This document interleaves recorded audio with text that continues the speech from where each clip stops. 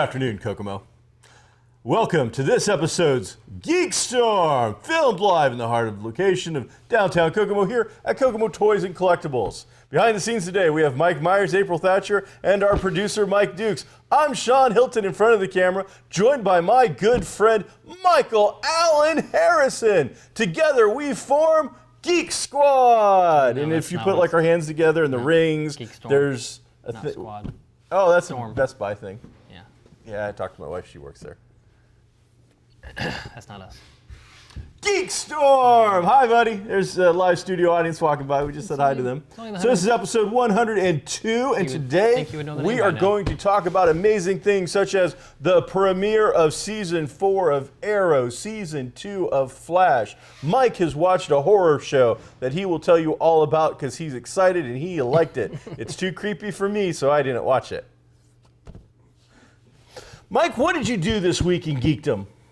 I watched a lot of TV. I bought some things for Halloween costumes. I didn't see a movie. I think that's it. I tried to use Excel spreadsheets to create events for a game convention called Origins, one of the biggest game conventions in the world that uses an Excel spreadsheet to put every single game that you're going to run for an entire group on one little application type thing. It is insane. It is not well done. Excel is an amazing program that is designed for wondrous things to make our lives easier. This was not one of them. Okay. Seriously. Okay. Catch up with Progress Origins. So, What should they use? well, another very large convention that is held in this general vicinity of Kokomo, Indiana, actually has like a plug-and-play pop-up website thing. You go in, just bam, bam, bam. Much easier to read. You're not looking like, is this line A versus line B? Have I shifted one over to the left instead of one to the right? Because several of the things you just leave blank. So then you're like having to count the blanks to make sure. It's just, it's tedious, it's long and drawn out, it's not efficient in any manner. It's very, very aggravating and makes you feel like Grumpy Bear. What are you gonna go for as Halloween? You said you got some Halloween costume stuff. Well, I was working on my girlfriend's son. What's he going as for Halloween? He really likes, there's this video game called Five Nights at Freddy's. Oh yeah, it's like a horror video game for children. It's creepy. Yeah, it is. So he wants to be a character from that. Which character? It's called Marionette. So he's like a puppet dude? Yeah, it's very simple. And if this weren't a podcast, I would go like this and show you a picture. Sure. Of it. Well, Mike Myers is hard at work putting together our vast inventory of episodes into. I'm sure we're going to see those soon. So when I get that done, Kyan, you'll like it. But I'm not going to give it to him until like right before it's time, because if I give it to him now, he'll wear it around the house, he'll get sick of it, and day before he'll like, I want to be Minecraft, or I want to be this something different. His name's Kyan. Kyan, K-Y-A-N. See, I thought it was Ryan. No. Because I'd seen him, he'd done some art, and I saw it, and the way he wrote his name made it look like Ryan. So hi, Kyan. Good of you to join us. And your buddy Kyan Mike. makes a lot of YouTube videos. Does he? Yeah. Does he know how to make a podcast? I don't. Maybe we should, I don't know, bring him in. Maybe something will get done. But this is the difference, and this is geeky. This is the difference between like our generation, obviously, and even my kids' generation to today. Every time he gets a new toy of some kind, he does an unboxing, and he puts it on YouTube. So like, and this is what I got when I opened this, and oh, look what I got, this special thing, everything, and he throws it up on YouTube. Oh, that's kind of interesting. Kids. Yeah. Well, then again, and I mean, I don't do it as much. I actually try to keep it with my friends and fake, like I care about this kind of stuff. Sure. But like the pictures of food, sure. Like that's something that's, here, I'm about to eat. It's funny, like, I'm just going to start going to like Burger King, dropping out the fries inside the cup or whatever and go, hey, those are my fries. Like it's a big deal. Like he does, he's 6 years old, but he does little tutorials on stuff. It's kind of neat. Nick's kid's only like 3, Owen, and he is the cutest child in the world. I'm sorry to every other, including the mothers of my children, this is the cutest kid in the world. Go ahead. Owen? Yes. All right. He is. Well, he is addicted to everything you just said about what your kid is doing. Okay. Or that kid Kyan's doing. Yeah. He watches toy reviews on YouTube constantly. Yeah. That is like his thing. Yeah. His parents have got him like a rugged little iPad thing, and he will go to bed, and before he goes to sleep, he will watch a couple of these videos on reviews and unboxings to see all the toys. And then instead of like, all right, this tells you how old you are. Because I know you did the same thing as I did. JCPenney's and Sears every Christmas put out the catalog, and you and me would be like, you'd fold the pages over, you'd circle the pages, you might even cut the page out and like put it on the fridge. Yeah. These kids are like watching actual videos and like tapping. And watching other kids play with the toys that they want to play with. Sending mom and dad an actual like link to their mommy, daddy, I want this, and here's the link, and here's the Amazon thing, here's the routing number, here's everything you're gonna need. And maybe that explains a little bit, like we talked about at the convention, especially PopCon this year, how the YouTube stuff was so popular. You had thousands of people lining up to go see these YouTubers versus Edward James Olmos, whoever else was there. So it's just a different culture and a different. It is strange. But it's also, I think, it's one of the reasons we're seeing the normal version of ADHD. I'm not talking about people who are afflicted with ADHD or on medicine. I'm talking about people who really just can't watch something for more than 6 minutes before bored now, and they're on to the next thing. The previous version of this show here wasn't a half hour at another facility, and we got a new producer, and he wanted to break it down into 10 and 15-minute segments because he's like, people won't digest it all. I would think they want more than 30 minutes, but he was saying less. So that's why we booted him. Fired. You're fired. We came over here instead. We trumped him. You're fired. We just brought this whole thing over. We built a wall around him even. Hey, this is a huge week in comics. Marvel Comics unleashed the floodgates. After a very long, tedious summer of them putting out nothing but limited series related to past classic hits, some of their biggest all-time everything's Infinity Gauntlet, Future Past, Secret Wars. They did a ton. If it was popular, they did it again.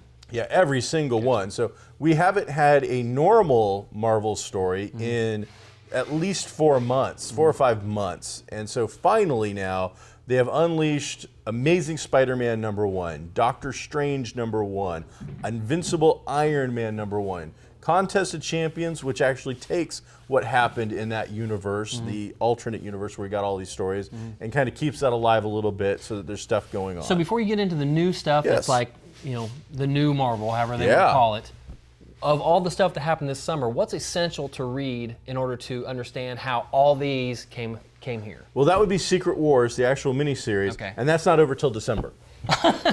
Okay. I'm not. Yeah. So if I read just the Secret Wars and kept up with that, I would understand why we have this Spider-Man or why we have this Iron Man. Maybe. The truth is I've read this Spider-Man, I've read this Iron Man, and I haven't seen anything that's so incredibly different from when we left off. We did the big break. Is it 636? So, What's the mark? It's 616. 616. That's also the minimum amount you can charge at Comics Cubed. I didn't know that. We think at this point you think most of these are the 616. This is the 616 universe, except for the Contest Champions. But the books we're going to talk about today, Doctor Strange, Spider-Man, and Iron Man, are all what are called 616 universe, which is the traditional universe that everybody grew up with. So if you read Spider-Man, when comics were 25 cents, 15 cents a piece. That was the 616 universe, and that's what we're dealing with now. So you're old 10 cents. Gee, I think I got in at 60 cents. Comics were 60 cents when I started reading comics. They were a quarter when I did. Wow. Well, it's because you're old and I'm young. So the very first book we're going to talk about today is Marvel's premier flagship title.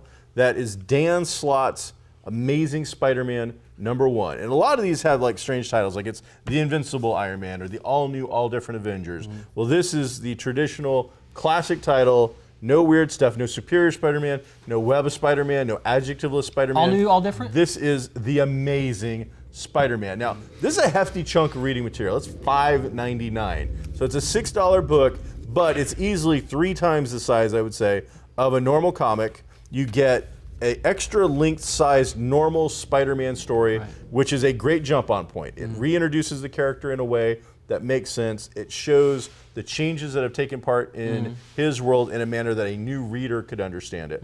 So Marvel's done a really good job of not rebooting their universe, not rebooting this character from scratch, but allowing old readers to continue on their journey, the action, the adventure with Spider-Man, while also giving an easy way to step into the character if you're a brand new fan of Spider-Man. So if you're younger, I also think this is a really good book. In the main story, there's 2 major action fight scenes There's lots of explanations of what's going on and why he's doing things. And then the entire back half of the book are short 3 to 5 page stories featuring all of the related Spider-Man characters who will also be getting books. Now, do we think they are in the 616 now too? Yep, all those characters. Those characters that we were in saw, other places, now they are The here. only one that wasn't was there was one that was obviously, and they're even telling you what world they're from. Right. There's like some spider jumpers. But since they're all from different worlds, I wonder what world they're in right now. I think the idea is they're going to jump from different worlds the entire time. Okay. So they did a storyline with Spider-Man where there's a Spider-Man in every different universe, basically. And there was a group going around killing Spider-Man. Okay. And so lots of universes have now lost their version of Spider-Man. So a group of Spider-Man, including Peter Porker, the cartoon funny version, parody version, have now joined together and are able to leap from dimension to dimension like Quantum Leap or some kind of sci-fi thing. Sure. They've got together a group of spider people to go to universes where their Spider-Man has been killed to help offset some of the damage that would have been done by Spider-Man not being there. I see. So it was kind of a neat idea. I really liked it a lot. I haven't kept up with Marvel or comics in general lately anyway, but like you said, it is an excellent jumping on point, and I think that was part of the initial success that the New 52 had. They were all very good jumping on points. There is no, and this is just my opinion as somebody who's read comics for too many years. Long time. There is no greater marriage of writer and character than Spider-Man and Dan Slott. I think those two are made for each other. I think he's an excellent job. He understands who Peter Parker is, and he understands who Spider-Man is, and it's two different things, and it's very important. My favorite character of all is Silver Surfer, okay? And Slott does a Silver Surfer book that I don't like. I don't read it. So it's not the fact that I'll slobber over whatever Dan Slott does. It's that him on Spider-Man is pretty much the greatest thing that's ever happened. Stan Lee got it started. There have been some really good writers on Spider-Man over the years, but for this current generation, they have found the right guy to put into that position.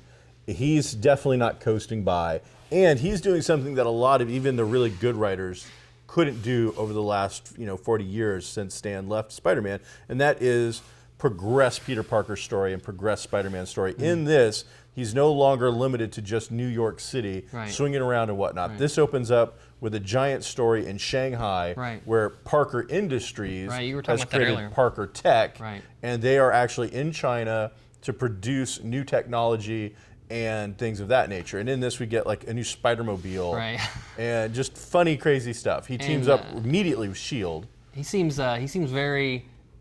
reading it, you're obviously like, oh, geez, he's Tony Stark. And then they come out and say it. Oh, and a reporter says, you're just kind of like a poor man's Tony Stark. He's like, yeah, that's what I am. I don't have the money, but I have all this stuff, and I've got an industry. So, Slott took the criticism before people could criticize. And said, he took the wind out of their sails. Yeah, so it's cool. And then, again, this backup stories are fun. You get a Spider-Woman story. Spider-Woman in this is actually 6 months pregnant. Right, and Captain Marvel. Spider-Woman and Captain Marvel, like they're best buddies. Yeah, they're best friends, and they have been for a while. Okay. You get a Silk story, which is another character that's related to Spider-Man. She was supposedly bit by the same spider that Peter was. Wow.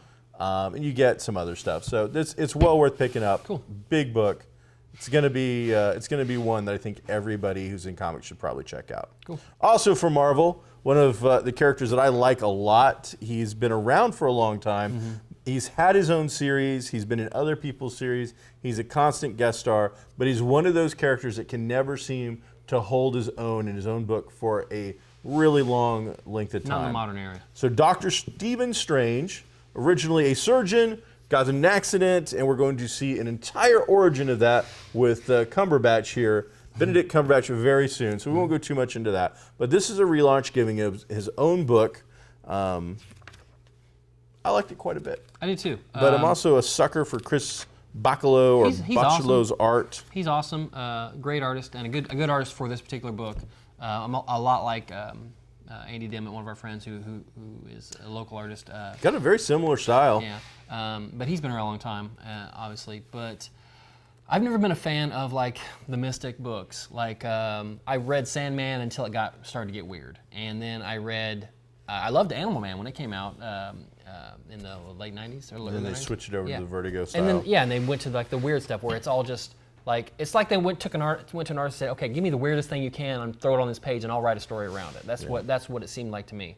This has a little bit of that, but the story is excellent, and you I personally really liked. And I don't know if Strange has been this way for that long, but he's almost Stark-like, you know. He's almost Robert Downey Jr. like, and hopefully that's not what the direction that they go with, where they're trying to make everybody Robert Downey Jr. But you know, he's a womanizer, or he's he's he's confident, and it's just a really cool character to read. I really like the story. He's solid. You're right. His confidence comes through. Doctor Strange is the Sorcerer Supreme of our universe. Right. We keep going over universes. Marvel has a lot of different universes. The main universe is what he is currently involved in. In our universe, he is the go-to guy for magic. He is everything that there is to say about magic. He's our Marshall Brodeen. There you go. And that is why he can have such confidence. Jason Aaron does an excellent job of writing it. It gives you, right off the bat, a little action intro piece that shows you some trippy stuff. And I think the best way to describe Doctor Strange sometimes with the way he does the mystical stuff, the mumbo jumbo, is it's trippy. You know, the way they do the monsters that he has to fight, it's always strange, surreal, almost Cthulhu-esque kind of craziness going on. Yeah. But Jason Aaron melds that together into a way to do an origin story, which actually just takes little tiny bits and clips of original older Doctor Strange appearances, gives you the origin in one page, and then gives you his personality over the next couple of pages, and then sets up what's going to be looking like the grand, you know, battle in the background with some other characters. So he did a really good job of introducing several mystical characters. I enjoyed that quite a bit. Speaking of Robert Downey Jr., the character he's made so popular, RDJ. Invincible Iron Man #1 appeared, and unlike the movies where Iron Man is all things great, in the Marvel Universe, the comic books, Iron Man has kind of been a second-tier character for a long time. He's not been able to go toe-to-toe with Spider-Man and the Avengers or the X-Men. You're talking popularity-wise. Yeah, sales-wise even, he's just not quite there. Did you, before we get into it, did you ever watch Pushing Daisies? No, I did not. Okay, that is an actor from Pushing Daisies. Oh, is it? It's yeah. If you, I mean, he's also in other things as well. But so regardless, if you check out the first Iron Man, there's the first 2 pages are a character who's very obviously a fairly well-known actor in some B stuff, and I thought it was kind of funny. Art-wise, on this particular book, absolutely stunning. This may be the best art between Doctor Strange and Amazing Spider-Man. It might be in this book. His pictures of faces. Tell me what this was. And I know this is great audio. Great for this. Yeah. What is he doing? So either way, it's not really an origin story. Everybody knows the origin story of Iron Man. Yeah. This is him taking on a new take. They introduce a new set of armor. They introduce some new characters, and what is this? I don't know what it's like. He's doing the dance from. I think it's like supposed to be. You know, he forgot. It's like question mark. You know, he forgot. So she's telling him, "Oh," he's like, "Oh, I forgot." You know, that would be this. Yes, this but is this. I don't know. What, he's you broken can his see the wrists. other thing. I Yeah, don't know. I mean, it's a little strange, I suppose. But overall, I thought it's well done. They reintroduced Madame Mask, a classic Marvel villain who's been a C-tier character for a long time. Happy to see her back. Action, adventure, that snarky RDJ Iron Man kind of take that we've grown to really enjoy. And then a big twist at the end where we see probably the most classic Marvel villain of all time reintroduced in a new fashion. So some really, really cool stuff. Yeah. On television, we've Arrow and Flash were probably our 2 biggest this week. Yeah. Before we get into that, though, it's weird because we talk a lot of new stuff, and sometimes new, sometimes it's fresh. Sometimes there's rumors, and a lot of times we try to stay away from rumors. Sure. But other times they're too damn good. Unless it's Rumor Willis. She's very attractive. Yes, she is. So the newest rumor that I just read is the supposed budget for Civil War 1 and 2. Have you seen Yeah. did you? All right, so the supposed number of the budget for combined. Not Civil War, Avengers. The Avengers 1 and 2, Yes. Infinity War, Infinity whatever War, they're yeah, calling it. not Civil War. Sorry. Yeah. The combined budget of both of these movies is supposed to be $1 billion. Now, a pretty high-end movie in Hollywood, you're talking $100 million budget. Yeah. The blockbuster numbers now are up to 200, maybe $250 million. Right. That being an absurdly high, crazy Star Wars style budget. Yeah. 200 to 250 million is upper echelon of, execs sitting around counting pennies, pulling out their change drawer and going, we need to make some money. Right. So it's just a rumor. Now, if they had told me all of Phase 3 was $1 billion. I bet all of Phase 1 cost $1 billion, but that's like 6 or 7 movies. Yeah, so I just don't know that I'm buying the rumor because the number is absurd. Now, if you were going to include in this, because Captain America Civil War is probably going to be a good lead-in, or we're going to see parts. If you included a bunch of other movies that are going to tie in and say it's all part of the same budget, yes. But $1.5 billion. I hope we twice what I would consider the highest upper echelon for a normal movie for one movie. Now this is 2 movies a year apart.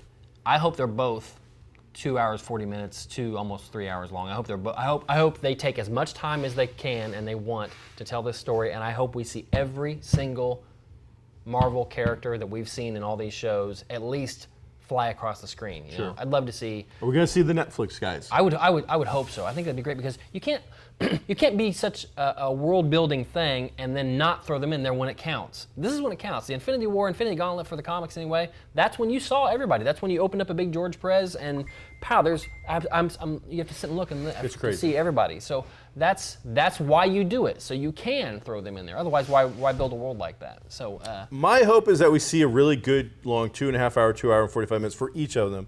Plus, we see every movie that is coming out between them and around them having some part in it. That's another way that we could extend the movie. If in the next Thor movie we have a 20-minute segment that deals with something directly related to what we're going to see. I'm sure you'll see whatever one of the last 2 gems come up in Thor. I bet Thor and Doc Strange are where you'll see these last 2 gems pop up. Speaking of which, the Age of Ultron DVD just came out, Blu-ray just came out, and there's some great features and featurettes on the back of it.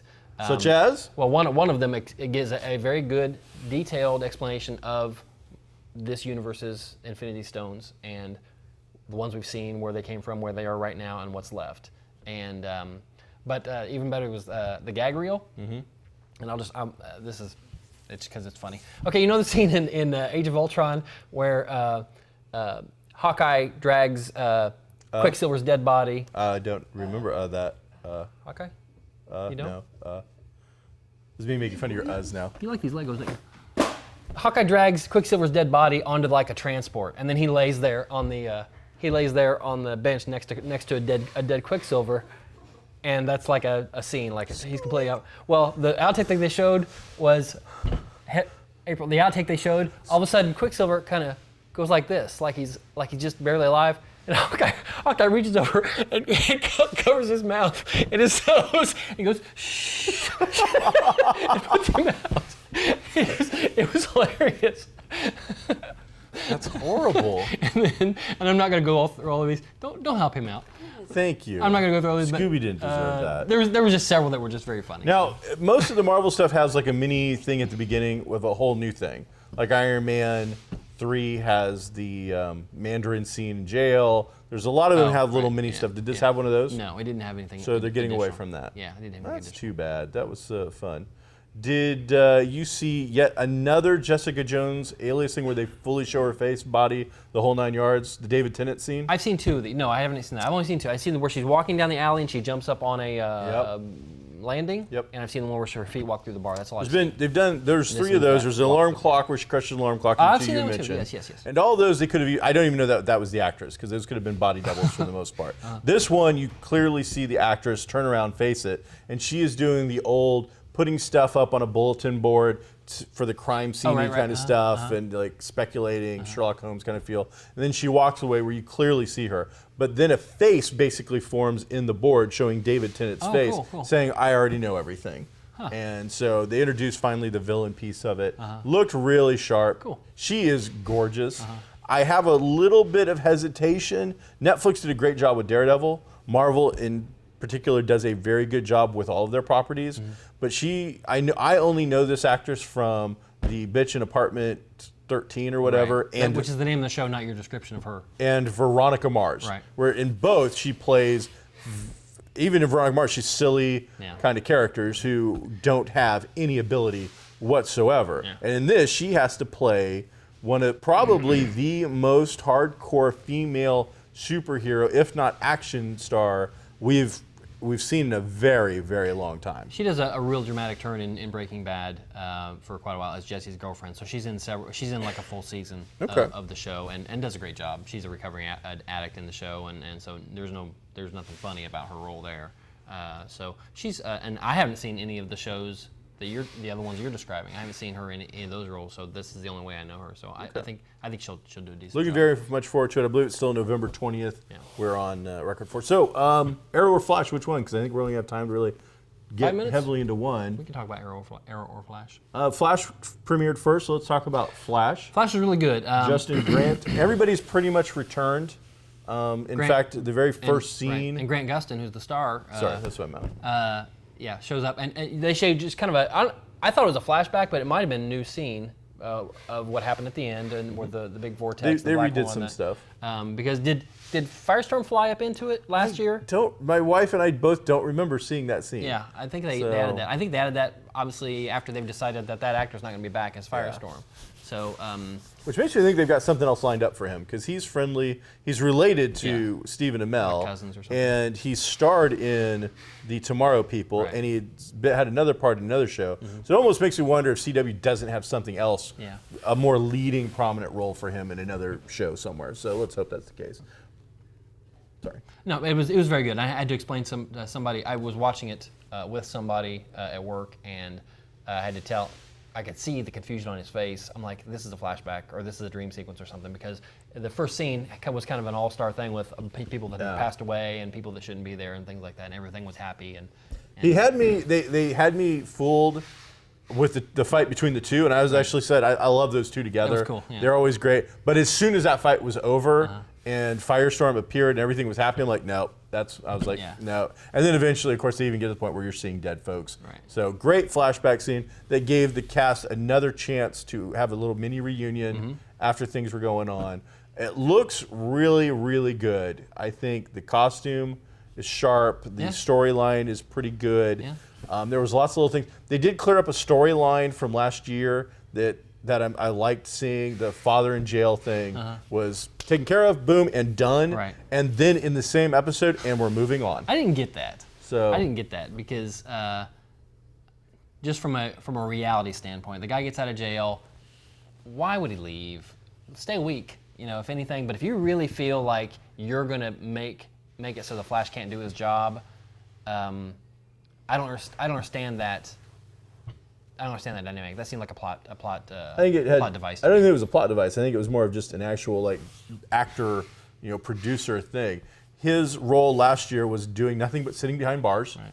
In 2 or 3 episodes, that came into play. But for the most part, you've introduced a character that has a nostalgic feel to a '90s Flash show. Right. So you paid homage, but other than that, provides nothing. In fact, in the family dynamic, where he's now been raised by the West family or Joe, I think. You bring him to 2, that would just create this weird family drama. And a show that's more fun and bright, I think it would have hurt it. So I think he had to go. And I don't think he was going to bring anything to what we're already seeing. So, real quickly, and then Arrow kind of came up after that, or the next day anyway. Was a solid show.